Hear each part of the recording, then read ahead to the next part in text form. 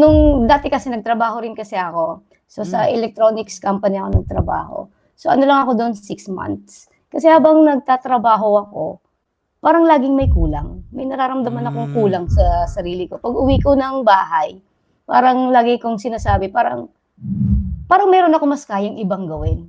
Kaysa yung time ko, tinitrade ko doon sa income. Sabi ko, parang hindi okay sa akin yun. So, sabi ko, tatapusin ko lang yung 6 months ko. Kasi after 6 months, mariregular ka. Kasi sabi nga ng boss ko doon, kung kailan ka naman 6 months, ba't ka nag-resign? Eh, mas gusto ko kasi subukan talaga magnegosyo. Kasi ayaw ko nga ng yung time ko, parang yun lang. Gusto ko mayroon akong ginagawang service o product na parang yun yung magiging kapalit ng income ko. Parang yun yung hinanap ko talaga.